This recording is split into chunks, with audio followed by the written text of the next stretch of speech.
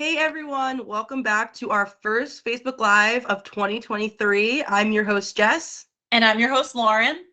And today we have a great guest, a great topic. You guys always love this Facebook Live every year. So before we jump in with Kristen and get into all the good stuff, Lauren is going to give us our Facebook Live etiquette. Go ahead, Lauren.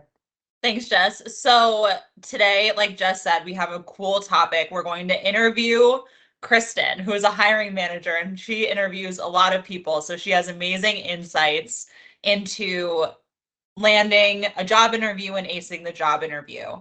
That being said, if you have any questions, comments, thoughts, things that you struggle with, tips that you have, please leave those in the comments section and let's have a conversation in there too. Feel free also to share this with your friends, tag them, bring everybody in here to chat with us today. We just ask, of course, that you don't share any personal information in the comments section because it's public. So if you need to talk to us on a more personal level, if you're already a Penn Foster student, you can call Student Services at 1-888-427-1000. If you are not a Penn Foster student yet and want to know more about our programs and how those can help you potentially land an awesome job and prepare you for a great career, call our admissions department at 1-888-427-6500. So with that out of the way, let us introduce our very special guest today, Kristen. Kristen, you want to tell us a little bit about yourself and what you do here? Hi, thank you so much. I always love joining you for this, so it's always fun and exciting and breaks up my day a little bit, so it's awesome. So I've been with Penn Foster for 7 years, and I've had the opportunity to, over the years, work and hire with different hiring managers, different roles through the organizations, and it's been great because it's a very rewarding job. It's a rewarding position to be able to help people, not only help our students, but help our people find jobs and grow with their careers and join us and become part of the mission that we have here to help students. So it's an incredibly rewarding job in that way. It's being able to connect with people and then find great people that can work here and join our amazing team. So thank you for having me. I really appreciate it. No, we so appreciate you being here and sharing your expertise. I feel like you've even given me so much great advice in these Facebook Lives over the years. So it will be a good one today for everyone watching. We're going to cover what hiring managers look for when looking at job candidates, how to prepare for and have a successful interview, the skills employers are looking for right now, how to write a great resume, how to search for remote work, which is really good opportunity to be looking for that right now. What questions you should ask your interviewer. That's always a stressful part of an interview. How a potential recession may impact how you find a job, and any advice that Kristen has to share, and she always has good advice. So let's dive into the first topic. What do hiring managers look for when considering job candidates? When they're looking at a resume, I'm sorry, was that Oh, what you asked me? So what do you look for during interviews? Let's start there. What makes a good interview versus a not so great interview?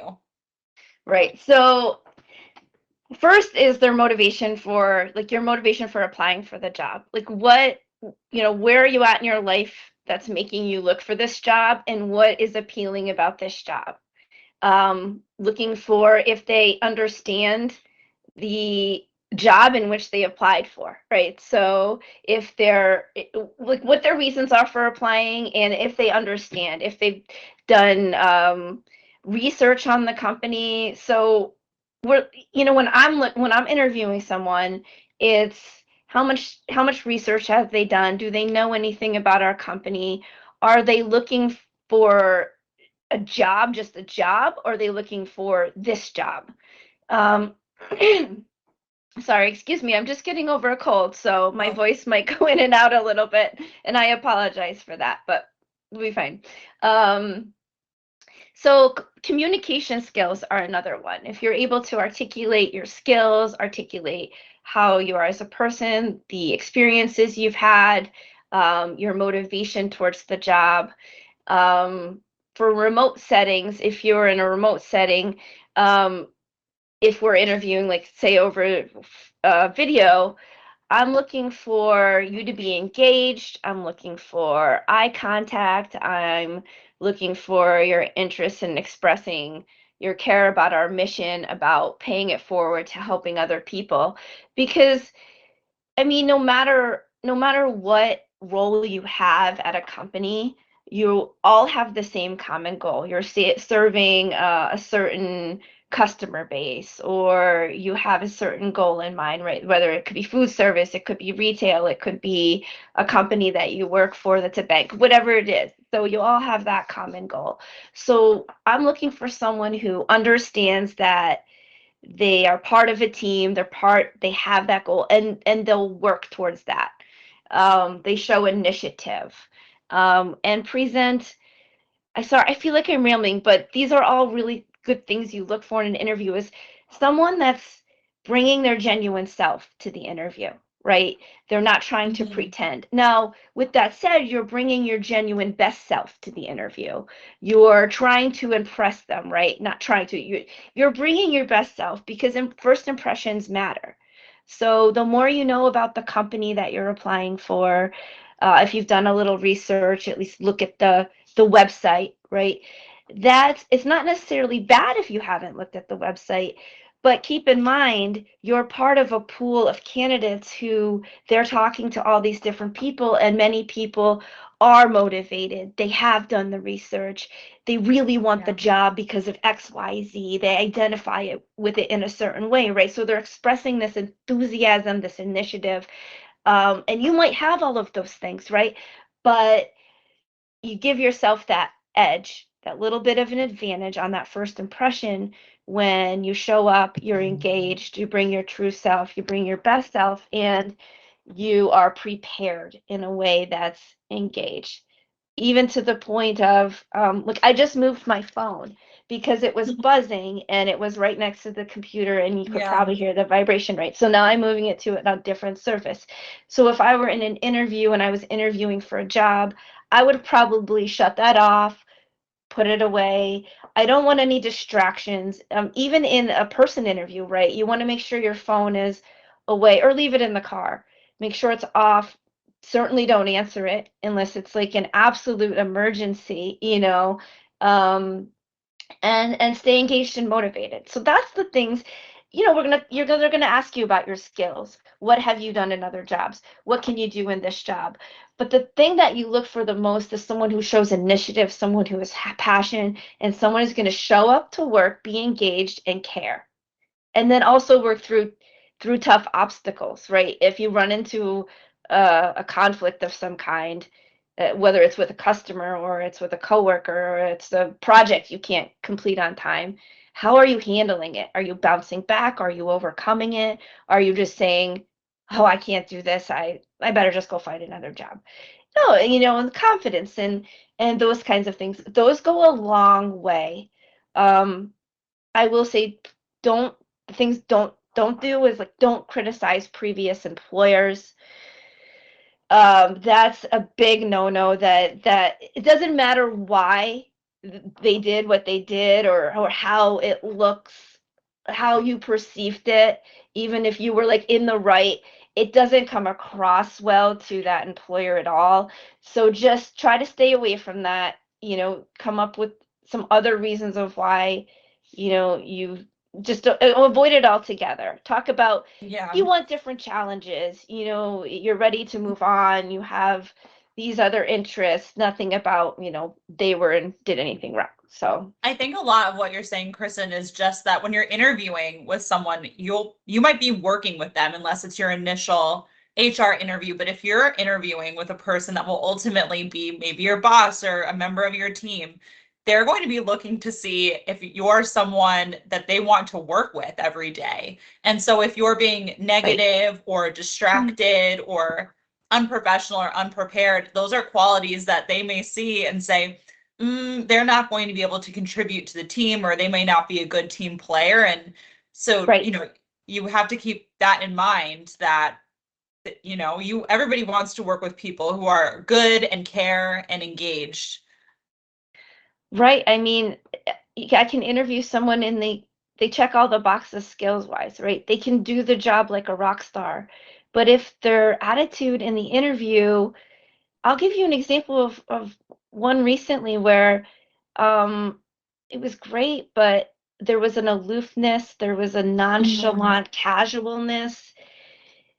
I couldn't quite get a feel for their grit or their it was weird. So ultimately skills will get you, that's what's good on the resume, and we'll talk about the resume soon, like what they're looking for on the resume, right? That's the resume is ultimately what's going to get you in front of the manager. That's why they called you or emailed you to begin with. So now you're in front of them, and it's important that you're bringing your best self, you're humble. Now that doesn't mean you shouldn't talk about yourself.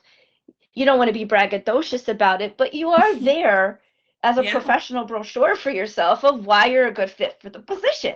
I can do this. I have done this.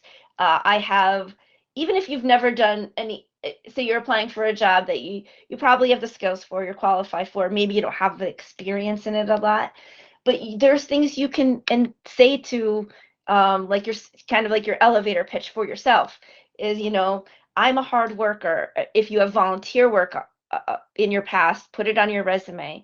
Things that show initiative, any classes you've taken, any certifications you're working on, anything that shows you have initiative, you're going to be a team player, and you understand the quality of work, you understand what they do, and you care about it. That's what's really going to set you aside from other candidates. Yeah, I think that too, it's always easy to say that you have certain skills, but being able to back them up with things that you've done in your life are really what kind of sets you apart, especially when you are doing that elevator pitch for yourself. You can say, I have great communication skills, and your interviewer will say, well, where did you learn those? And you'll be like, well, I just do. That's not a good enough reason, but you can always find some way to tie it back to your life or your work experience in some way. Even if the only other job you've ever had is babysitting or nannying. I had great communications with my past employers on their children's, day to day and this and that. You can always tie it back to something to prove that you have something to back up those skills. And that is the perfect example, like you said, of bringing your genuine best self as opposed to just bringing your genuine self. Right. But before you can even bring yourself, getting in the door or the virtual door for an interview is pretty tough. A lot of times you may have to apply to tons and tons of jobs before you get an interview. And it's tough to stand out with a resume when a lot of, jobs you may be applying for do have a ton of applicants. So Kristen, what's your advice for writing a resume that sticks out? And then if you can also touch on how skills or education can really stand out on a resume and what employers may look for. Right. Yeah. So yeah, your resume tells the manager a lot about you, right? So the first thing is we're looking, I'm looking at experience, where you've worked, the time frames of what you've done, the time frames of where you've done that, but also the format of the resume, the visual presentation of the resume really needs to be simple and easy to read. Managers are looking at resumes for like 3 to 4 seconds. So they're scanning down, they're looking at your titles, they're looking at what you've done to see if it matches with anything they have in their job description, right? They're looking at various different things. But if that is hard for them to read, if they can't actually, my suggestion would be very simple format with bulleted skills. So and we can even do a part 2 where we talk about like what the resume should look like, but your title, your time frame you work there, and a bulleted list of like 5 or 6 bullets at the most, nothing crazy, of what you've tried to summarize things and what you've done at each job.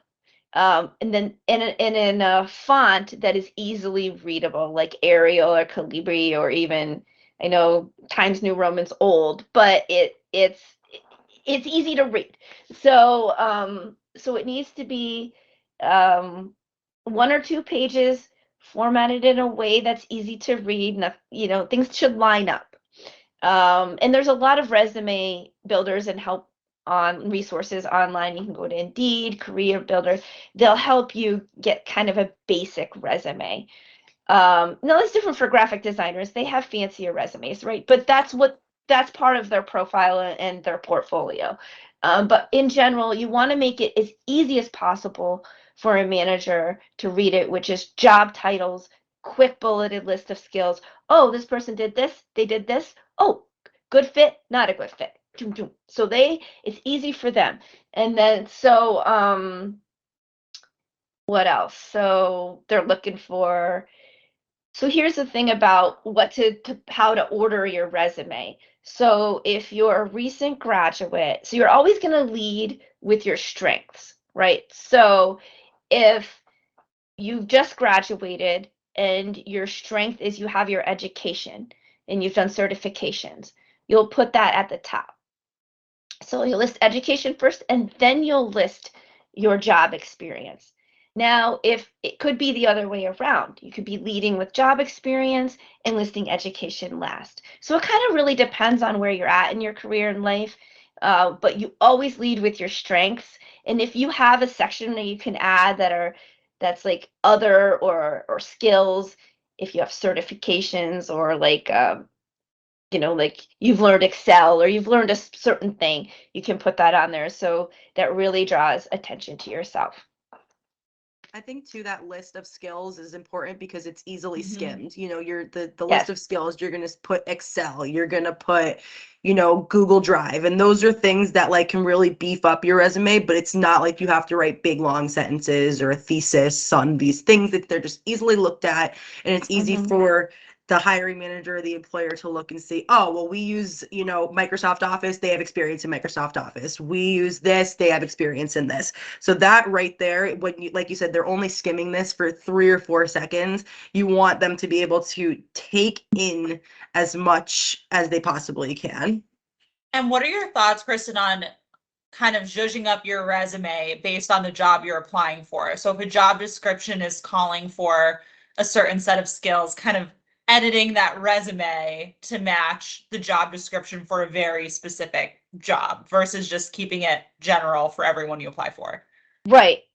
So customizing resumes is a good idea. So if you find a job that you're really interested, look at the job description, especially if you have the skills that are on that job description and your resume doesn't match that wording exactly, change it so it matches. So you do have the skills from the job description on your resume, so it matches more. So yes, be looking at all the job descriptions, looking for the skills that match, the competencies that match, and putting that on your resume. Don't put anything on there that's not true, obviously. But sorry, one sec. No worries. It's that time of year. I hope everybody watching feels okay and is staying healthy. Yeah, we're all feeling it a little bit. I feel like if it's not you, it's somebody in your family or it's somebody, a friend or somebody, I'm sure has, something going on. So definitely take care of yourselves if you're feeling sick, because we know we are.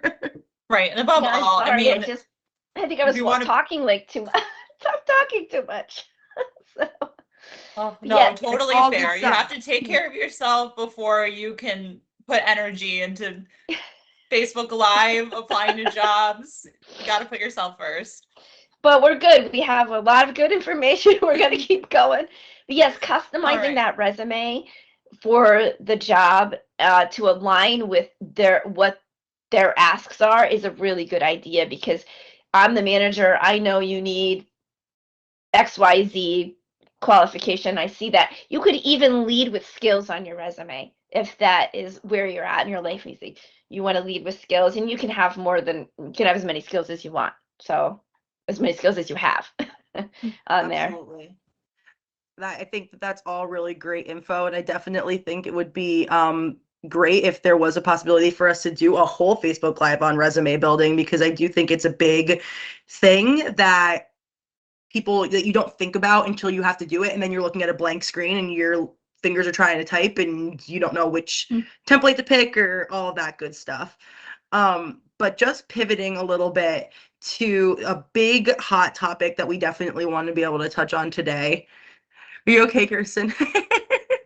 I am. I'm okay. And before we switch to the topic, can I just point out it's really important that you have a professional voicemail, not professional, but a good voicemail setup. If you're applying for jobs and people are calling you back, make sure your voicemail is professional sounding enough. And I would suggest setting up a personal or a professional email account for yourself. If you have something Yes. like that's a passphrase or something that just your name, first and last name at Gmail.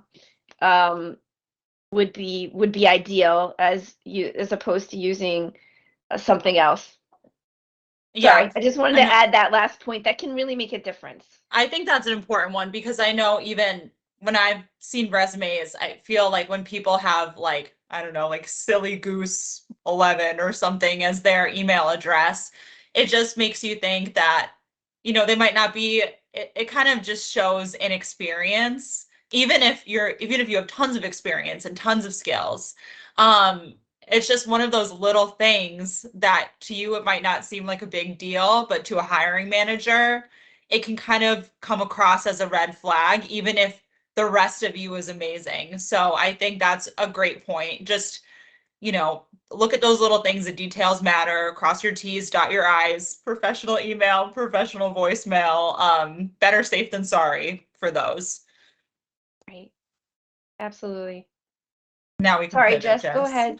Did you Oh want no, to? you're totally fine. I just want to make sure that we're hitting all this good stuff. And Yeah. you're definitely I completely agree with the professional email and the professional voicemail, because we've all been on the receiving end of getting an email from a weird email address and not totally trusting it. And you feel that way when you get a personal email that comes from a funky email address. So Yeah. if you're, applying for a job, that definitely makes sense. But a hot topic that, is kind of on everybody's mind, especially like we're saying, we were just talking about being sick and, taking that time for yourself. But a lot of people are trying to kind of cut out the middleman there and search for remote work where they can work from home and be able to, have that little bit more flexibility. And while there are a lot of work from home and remote jobs, everybody's kind of looking for them right now, right? So where, in your experience, Kristen, would you say is the best place to search for remote work? The major job boards like Indeed. Indeed's the best place because you can put remote in, and almost all applicant tracking systems and job postings go through Indeed. There is some postings that go through Glassdoor. I would say if you're looking to be out in the professional world and find jobs and get connected, LinkedIn is a good community to join. Yeah. Because you'll get connected, it's networking, you'll see more jobs. And so LinkedIn is a great place to find jobs. So LinkedIn, Indeed, there's like hotjobs.com, there's jobs.com. But I mean, if you Google remote jobs in, XYZ industry, so specifically you're looking for this job, it will direct you to many different job tools and job posting sites where you can find lots and lots of different options. But LinkedIn, if you don't have a LinkedIn profile, think about it. Yeah, and I think that applies to all industries. It's great to just build up a professional network in any fields. When you have people that you're connected with on LinkedIn, it's kind of easy. You're not connecting as personally as you may on Facebook or Instagram, but a lot of times I see on LinkedIn, people will share like, I'm hiring, or there are jobs open at my company. And you can see one of those posts and message someone that someone that's in your network. And it's just another way to kind of get your foot in the door, which definitely never hurts. Yeah, and it's a way to upload your professional brochure so other people can look. So me as a recruiter, sometimes which is called sourcing, is I look for people to fill a role. If I'm having a hard time filling a role, I go out. So in your LinkedIn profile, you could put a little tag that says open to work, right? So if I'm a recruiter and you're in that field and I'm typing in different filters and you're open to work and you pop up, I may reach out to you and say, hey, you didn't necessarily see my job or apply for my job, but I found you. You might be a good fit. So those kinds of things, just being on there and putting yourself out there and updating it as like an online resume, really it gives you, you can put a picture up there. So it really personalizes you, and presents your professional portfolio so people can find you too. So there's another benefit to it. And I feel like too, a lot of hiring managers, I'm sure, and when you submit your resume or they find your name, may kind of do a little LinkedIn search to see what your LinkedIn profile looks like.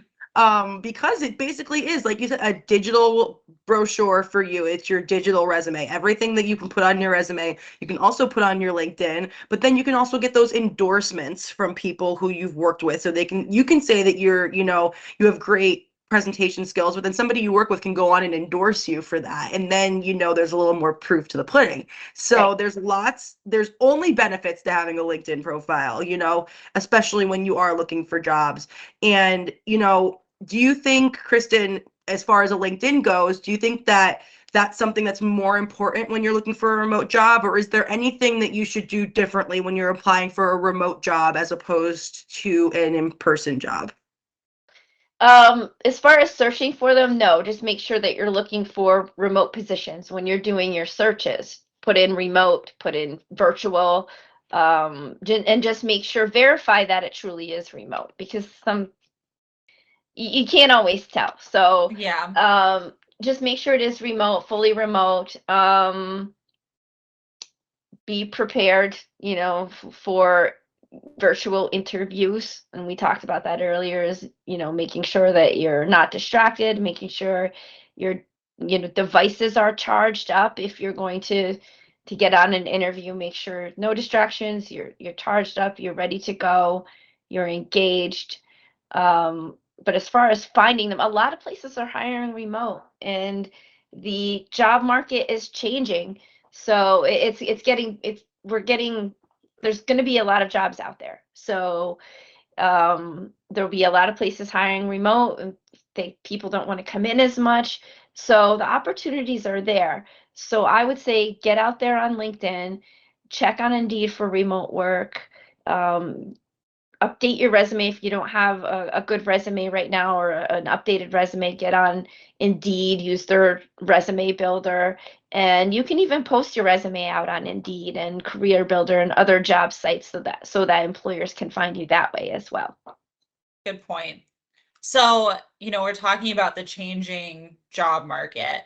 I know there's a lot of fear right now about if we're in a recession, if we're headed towards a recession. The end of the year, there's a lot in the news about layoffs and just general uncertainty. So I know a lot of people are thinking about, making sure their skills are going to keep them safe through whatever happens. Kristen, what skills would you say employers are really focusing on right now? And what are some things that people can do to kind of ensure they have or are showcasing their skills in a way that can help them through this weird economic time? Right. It's tough right now. I'm gonna say LinkedIn again. Make sure you're showcasing yourself as much as you can on LinkedIn. Um, Look for as many jobs. There's jobs so there's jobs out there.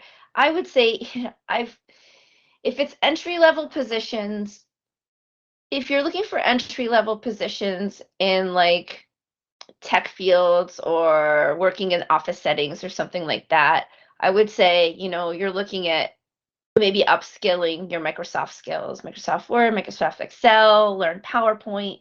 Those kinds of things are very valuable in many roles, even in entry-level roles that you get, to get your foot in the door. You'll have to start learning how to do some of those things. Customer service is huge. It's always been being able to work with customers, overcome obstacles, just having a good attitude about things. there's going to be jobs. There's plenty of jobs out there. You just keep looking. I know it can be disheartening, but if you just keep looking and put your best foot forward, put everything out there that you can about yourself. If you need help with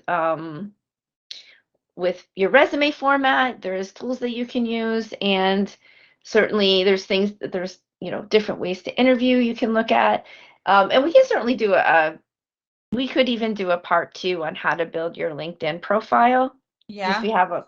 we have a ton of good information on how to do that. But as far as like applying for remote jobs, just it's really no different than applying for any other job. Just be ready to um, do everything by video. Make sure that here's another good point is, if you are interviewing with them, find out if one good question would be is, what does the onboarding and training plan look for like for me as a new hire, being that I'm remote, meaning that I'm not in face, not in the office. How much how much time do I get with the team? What's the cadence of meetings? And so forth, and how do they learn the job, right, Yeah. from far away. So those kinds of those things you could ask, because if you've never had a remote position too, and and it's not been hands-on like that, you want to know that they're going to train you, and when you're on your own you can do it. So those kinds of questions are really important. I think too, and correct me, I feel like whenever you go into an interview, there's always at the end of the interview, they say, "What questions do you have for me?" And a lot of times, and I know I've done this myself, I've not had questions prepared, and what is the onboarding process like is one of those really good questions that you could just have in your back pocket for if you don't have questions and you get to that point in an interview and you don't want to be the person who says, "I actually don't have anything." So that's a great question, for I feel like any job, any industry, just to keep for when that question does come, because it always does, and it always takes you by surprise when it does. What other questions do you think are good ones to keep, just to, be able to ask your interviewer once you get to that step in the interview towards the end where you said everything you need to say about yourself and then they ask you to ask them? Right. Yeah, it's always good to have a couple. If they haven't talked about like the size of the team or the size of the company or the company culture, that's always a really good one to ask. Is, how many people are on the team, or and like what is the company culture, or like how long have you, if they haven't talked about how long they've been there or what they've done, you could ask, how do you like working here? What kinds of things, or why do you like working here? Why do you stay working here? Hmm. And not leave. So, and I always really like that question. I get that question every once in a while, is like, why do you like working at Penn Foster? And I tell them. And so that's a really great question to ask them, because then they can talk about what's great about the job. Going off of that too, a question that I always like is when people ask, like, if I was interviewing someone, like what my career path at Penn Foster has been like. Right. Because what they're really asking is, what are the opportunities for growth? Is this Right. a company where, you can learn new skills, you can potentially be promoted, Uh-huh. and it shows for you as a job candidate that you're not somebody who's going to just show up to work, tick off whatever boxes you have to do to meet requirements. You're somebody who wants to learn and grow and, stay with the company. And I think that's good for an interviewer to see in any job. I couldn't agree more, Lauren. That's 100% a really good one. Another good one I feel like is because we're in, COVID times and things are going on. If you are going into an in-person job, maybe asking about their COVID policies and things like that, just because it shows that you're kind of thinking about when you're in the job, what would that look like? And the interviewer knowing that you're actually picturing yourself in that job already probably shows a little bit of what's the word I'm looking for? Initiative, or yeah, some Initiative. initiative. Thank you. Thank you. That is the word. Another good question to ask that I like when people, sometimes people ask this, it's usually on the higher level roles, but what does success look like for this role? Like if I was hired Yes. for this role, what is like success look like in 30 days? Like what does success for you as the manager look like in 60 days for me? Like what are your expectations of the new hire? So you don't have to word it that way, but kind of like getting from them like, how can I be successful in this role? What are you thinking at 30 days I should know how to do, right? Such a good And how one. well should know how to do it. Yes. And then if this wasn't already covered in the interview, make sure that you know what tasks or responsibilities you'll be responsible for in the role. So you're prepared to think like, okay, this is something I know how to do. This is something that I can easily learn, or ooh, this is something I really don't know how to do at all. I need, and when you're asked this part of the interview too, I think is so important because the job interviewer is seeing if you're qualified for the job, but then you as the interviewer has to see if this job is good for you. Is this a right fit for you? Is this going to make you happy and help you build in your career? And so understanding exactly what the job entails, if that wasn't already covered, is so important. So you know what you're getting yourself into.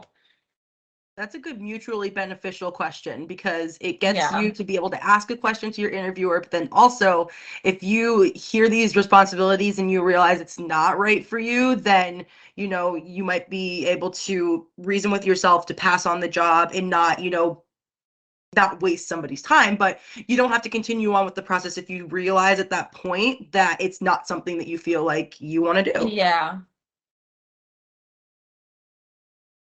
All right, we covered a lot of really good stuff. I know, Kristen, you are a wealth of knowledge. So I'm just going to ask, is there any advice you would give students or graduates searching or applying for jobs right now? This could be advice in general, or this could just be any tips that we somehow missed during this conversation. Yeah, I mean, I would say, like brush up on some computer skills if you need to, and your communication skills. The world is becoming more remote, so practice interviewing skills. Um, Stay positive and keep learning. Bring your best self. So, if you're searching for a job right now, just find a good resume with a good format. Keep looking. Join LinkedIn, join networks, network with people, just apply for what you can. If you get an interview, make sure you do the full research on the position before you speak with the person, and just keep plugging away. But I would say, get on LinkedIn and put yourself open to work too. Have it work Yeah. to your benefit. If you're looking for a job, put it out there that you're looking for a job while you're applying for jobs as well. Definitely good advice. And there, even if you're in a job currently and are looking for a different job or a better job, you can, on LinkedIn, there's like a setting where people from your company won't see that you did that. So if that's something you're nervous about, you can still turn that feature on if you are actively applying. That's a really good point. Thank you for saying that. Yeah. Yes. LinkedIn only has benefits. Like you Yeah. can't lose having a LinkedIn and putting everything that you think is important about yourself on there because like we said, even if you don't apply for the job on LinkedIn, you don't provide your LinkedIn, it's very easy to just search and kind of find, this candidate, and hiring managers do that. So put your best foot forward, make sure it is showcasing your best self, and just network and keep yourself engaged on that platform, because I definitely agree that that's a big one. And I could definitely see us doing another Facebook Live where we talk about how to build your LinkedIn profile and what's important, Mhm. because it is such a big piece of job searching, job hiring, all of that good stuff in 2023 and going forward. Yes. Absolutely. And think about like some of the jobs that would be good if during a recession, like healthcare and childcare and things like that in the Mhm. medical field are always needed regardless of what the economy is doing. So if you're contemplating on like which field should I go into, what would be, something I could not worry about losing my job is allied health, and anything medically related is a pretty sure bet. That's a really good point. Great tip. Great tip. And we actually did a Facebook Live a couple weeks ago about what to do in a recession if that is something that you're worried about and you are searching for a job or looking to enter a new career. Definitely click back in our events, or we'll drop it in the comments so that you can check that out as well, because we had a lot of good information in that Facebook Live too. That was right before the holiday. But Kristen, thank you so much for always being such a great sport and jumping in here and giving us Yes. every piece of knowledge you have. I know at the beginning you said you thought you were rambling, but every single point that you made is going to resonate with somebody watching this, and only for the better. So we really appreciate your time and your expertise. Thank you for Absolutely. understanding. I always say I'm going to stick to a script that I write, and then I don't. I never do. But because I just want to, and that's the thing, you go into an interview, it's just be yourself, right? Get to the person, get to know you as a person, and talk about your skills, and the rest will work itself out. So I really appreciate you having me. I always love doing this. I always love seeing you. So thank you. Likewise. And we'll have you back soon because we definitely have some follow-up topics. Yes, if we want to do a LinkedIn one, I'm down. Yeah. All right. Let us know in the Thank comments you. if you'd watch a LinkedIn Facebook Live, guys, because maybe Yes. we'll Yeah. sketch. All right. Well, to everyone watching, have a very happy and healthy new year. We wish you the best of luck in achieving and exceeding your goals in life and your career and your job search. And we'll see you all soon. Bye, Bye, everyone. everyone. Bye.